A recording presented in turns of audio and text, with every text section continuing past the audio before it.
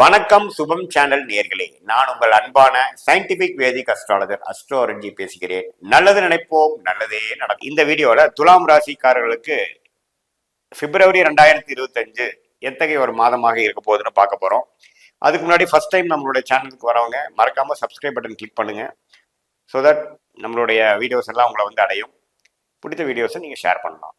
இப்போ பார்த்தீங்கன்னா பிப்ரவரி 2025 துலாம் ராசிக்காரர்களுக்கு எப்படி இருக்க போகுதுன்னு பார்க்கும் பொழுது, ஆண்டு கிரகம் என்று சொல்லப்படுகிற குரு, ராகு, கேது, சனி எந்தவித பயிற்சியும் பிப்ரவரி மாதம் 2025 பெற போறது இல்லைங்கிறது நீங்க தெரிஞ்சுக்கணும்.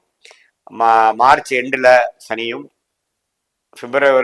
ஏப்ரல் மாதம், மே மாதம் வந்து ராகு, கேது, குரு பயிற்சி ஆகிறது. பிப்ரவரி மாதம் வந்து எந்த பயிற்சியும் ஆண்டு கிரகம் இல்லை.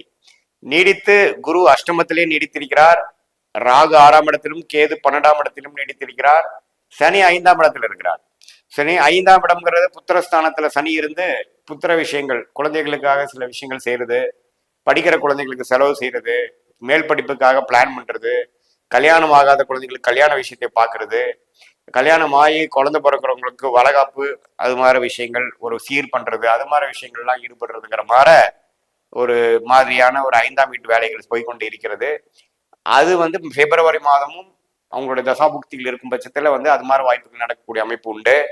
அதே சமயத்துல ராகு 6ஆம் இடத்துல இருந்து இந்த நோய் தன்மையெல்லாம் கொஞ்சம் குறைந்து, கொஞ்சம் பிரச்சனை இல்லாம உடல் உபாதைகள் இதுக்கு முன்னாடி இருந்ததோட கொஞ்சம் கண்ட்ரோலா இருக்கக்கூடிய அமைப்புகள் நீடித்து இருக்குது. 12ஆம் இடத்துல கேது இருந்து குரு பார்வை பெற்று விரயங்களும், கொஞ்சம் ஆன்மீக விஷயத்துக்காக, சில பக்தி விஷயத்துக்காக, உங்களுக்கு பிடித்த சில தேடுதல் விஷயத்துக்காக சில செலவிடுதல், அதுக்காக உங்க மைண்டை வந்து செலுத்துறது, கொஞ்சம் ஆன்மீக விஷயத்துல போகக்கூடிய அமைப்புகள், அதெல்லாம் கண்டிப்பா துலாம் ராசிக்காரர்களுக்கு வயசு வித்தியாசம் இல்லாமல் கொஞ்சம் கொடுக்கக்கூடிய அமைப்புகள் இருக்கு. குறிப்பா சீனியர் சிட்டிசனுக்கு வரக்கூடிய அமைப்புகள் நீடித்திருக்கிறது. ஸோ ஆண்டு கிரகம் வந்து அஷ்டமத்துல இருக்கக்கூடிய குரு தான் பாத்தீங்கன்னா எல்லாமே ஒரு கிணத்துல போட்ட மாதிரி, எந்த ஒரு பெரிய முயற்சிகளும் எடுத்து பண்ண முடியாத மாதிரி எல்லாமே கொஞ்சம் ஸ்லோவா போயிட்டு இருக்கிற அமைப்புகள் கொடுக்கக்கூடிய அமைப்பு இருக்கு. அது வந்து ஏப்ரல் மாதம், மேக்கு அப்புறம் வரக்கூடிய குரு பயிற்சினால துலாம் ராசிக்காரர்களாம் நல்லா இருக்க போறாங்கிறது நம்ம ஆல்ரெடி புத்தாண்டு பயிற்சியிலேயே பலன்களையே பார்த்துருப்போம். பிப்ரவரி மாதம் வந்து அது வந்து எந்த மாற்றம் இல்லாமல் அஷ்டமத்திலே இருக்கிறார்கள் தெரிஞ்சுக்கணும். மாத கிரகங்கள் எப்படி இருக்கிறாரு துலாம் ராசிக்கு வைத்து பார்க்கும் பொழுது, சுக்கிரன்கிற ராசி அதிபதி 6ஆம் இடத்துல உச்சம் பெற்றிருக்கிறது நல்ல விஷயம். பட் இருந்தா அவர் ராகுவோட சேர்ந்திருக்காருங்கிறத நம்ம தெரிஞ்சுக்கணும். எப்பவுமே ராகு கேதுவோட ஒரு சுபகிரகம் சேரும் பொழுது பாதிக்கப்படுகிறார். ராகு இருக்கும் எந்த கிரகத்தோட சேர்றாரோ அந்த கிரகத்தை பீடிப்பார். அந்த கிரகத்தோட காரத்துவத்தையும் ஆதிபத்தியத்தையும் அவர் எடுத்து செய்வார் அப்படிங்கிறது ஒரு விஷயம். அதே சமயத்துல ராகுவோட ஒரு 6 டிகிரி 8 டிகிரி 10 டிகிரி பக்கத்துல வரக்கூடிய கிரகங்கள் அதோட வலிமை இழக்கிறது, வீக் ஆகுது, அதோட ஸ்ட்ரென்த் வந்து கொஞ்சம் குறையுதுங்கிறதா உண்மை. அந்த அடிப்படையில சுக்கிரன் பாத்தீங்கன்னா உச்சம் சுக்கிரன் வந்து ராகுவோட சேரும் பொழுது சுக்கிரன் கொஞ்சம் பாதிக்கப்படுகிறார். ராசி அதிபதியாகிய சுக்கிரனே அப்படி இருக்கிறனால கொஞ்சம் உங்களோட மென்டல் கிளாரிட்டியில வந்து சில டென்ஷன் ஆகுறது, கிளாரிட்டியில கொஞ்சம் மிஸ் ஆகுறது, தேவையில்லாம பயப்படுறது, தேவையில்லாம பேராசைப்படுறது, அது மாதிரி சில ஸ்டெபிலிட்டி இஷ்யூஸ்லாம் கொஞ்சம் வர வாய்ப்பு இருக்கு. அது குறிப்பா ஒரு வயது வந்த பெண்ணங்களாக இருக்கட்டும், ஆணா இருக்கட்டும், ஒரு 24 to 30 வயசுக்குள்ள இருக்கிறவங்க கொஞ்சம் உணர்ச்சி வசப்படுறது, எதிர்பாலத்தினர் மேல ஒரு ஈர்ப்பாகிறது, ஒரு அந்நியர் பீப்புளோட பழகுறது, நட்பு வந்து காதலா மாறுறதுங்கிற மாதிரி சில விஷயங்கள் வர வாய்ப்பு இருக்கு. கொஞ்சம் பார்த்துக்கணும். குறிப்பா சுக்கிர திசை நடக்கிறவங்களுக்கு, ராகு திசை நடக்கிறவங்களுக்கு இது மாதிரி விஷயங்கள் நடக்கும். கொஞ்சம் கவனமா இருக்க வேண்டிய அமைப்பு. நீங்க பண்றது வந்து கிளாரிட்டியோட பண்றீங்களா, அல்லது எமோஷனல் விஷயத்துக்கு நீங்க வந்து விக்டிமா ஆயிடுறீங்களா, அல்லது நீங்க வந்து அது தெரிஞ்சோ தெரியாமலோ நாம வந்து ஒரு சமயோஜ புக்தி இல்லாமல் செயல்பட்டுறோமாங்கிறதுல கொஞ்சம் கவனமா இருக்கணும். புதன்கிற ஒரு அருமையான ராஜயோக அதிபதி துலாம் ராசிக்கு எப்படி இருக்காருன்னா 4ஆம் இடத்துல இருக்கிறது மிகவும் சிறப்பு. பிப்ரவரி 11ஆம் தேதிக்கு அப்புறம் அவரு 5ஆம் இடத்துக்கு போடுறது ஒண்ணுமே ஒரு நல்ல ஒரு அமைப்பு. காதல் விஷயம், அது மாதிரி விஷயத்துல ஜெயிக்கக்கூடிய அமைப்பு, அறிவு நல்லா வேலை செய்யக்கூடிய அமைப்பு, மாணவர்கள்லாம் நல்லா படிக்கக்கூடிய அமைப்பு. குருவின் பார்வையிலேயே புதன் வந்து முதல் 2 வாரம் இருக்கிறதுனால படிக்கிறதுல வந்து நல்லா சிறப்பாகவும், நல்ல ஒரு புத்தி கூர்மையாகவும், கான்சென்ட்ரேஷனாகவும், ஃபோக்கஸாகவும் இருக்கக்கூடிய அமைப்புகள் கண்டிப்பா பிப்ரவரி மாதம் குறிப்பாக முதல் 2 வாரம் இருக்கு. அதுக்கப்புறமும் கொஞ்சம் தப்பு இல்லை. ஏன்னா நட்பு வீட்டில் புதன் இருக்கிறது எப்பவுமே துலாம் ராசிக்கு புதன் இருக்கிறது நல்லது. ஸோ சூரியன் பார்த்தீங்கன்னா பிப்ரவரி 13ஆம் தேதி 3வது வாரத்திலிருந்து மாசி மாதம் ஆரம்பிக்கும் பொழுது அவர் வந்து 5ஆம் வீட்டுக்கு போய் 11ஆம் வீட்டு கனெக்ட் ஆகிறது, சில லாபங்கள், தந்தையார் மூலமாக சில லாபங்கள், ஒரு பிடிச்ச விஷயத்துல செஞ்சு மகிழ்ச்சி அடைகிறது, கவர்மெண்ட் விஷயங்கள், ரெகக்னேஷன் விஷயங்கள், விசா அது மாதிரி விஷயங்கள் எதிர்பார்க்கறது, கவர்மெண்ட் அங்கீகாரம் பெறக்கூடிய அமைப்புகள்லாம் கொஞ்சம் பாசிட்டிவா வர்றது, ஒரு கவர்மெண்ட் ஜாப் வெயிட் பண்றவங்களுக்கு ஒரு ஜாப் கிடைக்கிறது, ப்ரொமோஷன் எதிர்பார்க்கறவங்களுக்கு ஒரு ப்ரொமோஷன் கிடைக்கிறது, அது மாதிரி ஒரு நல்ல பலன்கள்லாம் கொடுக்கக்கூடிய அமைப்பு பிப்ரவரி 13ஆம் தேதிக்கு மேல சூரியன் வந்து 5ஆம் இடத்துக்கு போகக்கூடிய அமைப்பு கண்டிப்பாக கொடுக்குதுன்னு நம்ம தெரிஞ்சுக்கணும்.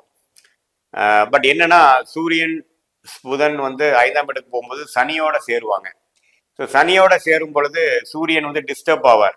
ஸோ அது ஒரு குறிப்பாக ஒரு 3-4 நாட்கள் பார்த்தீங்கன்னா, குறிப்பாக ஒரு பிப்ரவரி 20ஆம் தேதிக்கு மேலே ஒரு 25க்குள்ள சூரியனும் சனியும் பக்கத்தில் வரக்கூடிய அமைப்புகள் 20 அது வரக்கூடிய அமைப்பு இருக்கு. அந்த டைம் மட்டும் கொஞ்சம் டிஸ்டர்பன்ஸ் இருக்குமே ஒழிய அது பெரிய பாதிப்பு கொடுக்காது. தந்தையாருக்கு சில உடல்நல கோளாறு கொடுக்க வாய்ப்பு இருக்கு. ஸோ பொதுவாக செவ்வாய் பார்த்தீங்கன்னா 9ஆம் இடத்திலே நீடித்திருக்கிறது. தந்தையார் விஷயத்துல எங்கேயுமே கொஞ்சம் உடல் உபாதைகள் அது மாதிரி விஷயங்கள், பூர்வீக விஷயத்தில் பாக்கியத்தில் சில சங்கடங்கள் அது மாதிரி சில விஷயங்கள் வரக்கூடிய அமைப்பு இருக்கு. பொதுவாக ராசி அதிபதியே உச்சம் பெறுவது நல்ல விஷயம். ராகுவோட சேர்றதுனால கொஞ்சம் எமோஷனலாகவும் ஒரு ஒரு ஒரு எந்தூலையோ ஒரு ஒரு ஆர்வத்திலேயோ சில விஷயங்கள் செய்யக்கூடிய அமைப்புகள் உண்டு. கோவப்படக்கூடிய அமைப்பு இருக்கு, இரிட்டேட் ஆகக்கூடிய அமைப்பு இருக்கு. கொஞ்சம் நீங்க மெடிடேஷன் அது மாதிரி விஷயங்கள் பண்ணி நம்ம வந்து திங்க் பண்றது கரெக்டாக தான் திங்க் பண்றோமா, அல்லது கொஞ்சம் மனசுல வர எழுதக்கூடிய ஒரு கிளர்ச்சிக்கு வந்து நம்ம இடம் கொடுத்துட்றோமாங்கிறது கொஞ்சம் கவனமா இருக்கணும். குறிப்பா வயதினர் வந்து கொஞ்சம் புத்திய காம்ப்ரமைஸ் பண்ணிட்டு மனசு சொல்ற விஷயத்துக்கு போகக்கூடிய அமைப்புகள் உண்டு. அது சம்டைம்ஸ் ஃபியூச்சர்ல அது தேவையில்லாம நான் பண்ணிட்டோம் அப்படிங்கிற ஒரு விஷயத்தையும் கொடுக்கக்கூடிய வாய்ப்புகள் உண்டு. அதனால கொஞ்சம் கவனமாக, குறிப்பா கடந்த 3வது 4வது வாரம் செகண்ட் ஹாஃப் ஆஃப் பிப்ரவரி மாதம் இருக்கணுங்கிறது நான் கேட்டுக்கிறேன் துலாம் ராசிக்காரர்கள். மற்றபடி பார்த்தீங்கன்னா ஓரளவுக்கு வெளிநாடு போகக்கூடிய விஷயங்கள், சுப முதலீடு பண்றது, ஷேர் மார்க்கெட் அதெல்லாம் கொஞ்சம் ஓரளவுக்கு பாசிட்டிவாக தான் இருக்கும். ஆனால் 8ஆம் இடத்திலே குரு அஷ்டமத்தில் இருக்கிறது நல்ல ஒரு விஷயம்தான். சுப செலவுகள் ஆகிட்டு இருக்கும். கொஞ்சம் நார்மலாக ஆகிற செலவோட இந்த ஒரு வருஷமே செலவு அதிகமாகிட்டு இருக்கிறது தான் துலாம் ராசிக்காருக்கு ஒரு நிதர்சன உண்மை. ஏன்னா குருவே 12ஆம் இடத்துக்கு கனெக்ட் ஆயிருக்கார். ஸோ செலவுகள் எந்த அளவுக்கு வருமானம் வருதோ அந்த அளவுக்கு செலவுகளும் இருக்குங்கிறத நீங்கள் தெரிஞ்சுக்கணும். மற்றபடி பார்த்தீங்கன்னா நல்லா ஒரு அளவுக்கு உத்வேகத்தோட எல்லாமே கொஞ்சம் செஞ்சு ஒரு சுப விஷயங்கள் வந்து நீங்கள் பிளான் பண்ணி அதுக்காக சில செலவிடுதல் பண்ணுறது அது மாதிரி சில விஷயங்கள்லாம் நடக்கக்கூடிய அமைப்புகள் கண்டிப்பாக உண்டு. குழந்தைகளுக்காக சில மெனக்கெடுதல், குழந்தைகளுக்கு நீங்கள் அவங்கள டெவலப் பண்ணுறதுக்காக அவங்க விஷயத்துக்காக சில ஃபோக்கஸும் சில எனர்ஜியும் டைமும் ஸ்பெண்ட் பண்ண வேண்டிய விஷயங்கள் கண்டிப்பாக உண்டு. ஸோ பொதுவாக பார்க்கும் பொழுது இது ஒரு நல்ல ஒரு மாதமாக பிப்ரவரி மாதம் 2025 துலாம் ராசிக்காரர்கள் இருக்கிறான்னு தெரிஞ்சுக்கணும்.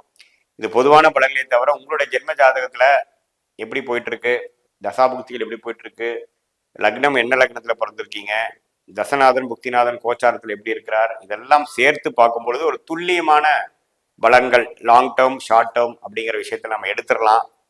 அதை வைத்து நம்ம வந்து முடிவெடுத்துடலாங்கிறது தான் வந்து உண்மை. இது ஒரு பொதுவான பலன்களை நீங்க தெரிஞ்சுக்கணும். மீண்டும் மற்றொரு காணொலியில் சந்திப்போம். நன்றி, வணக்கம்.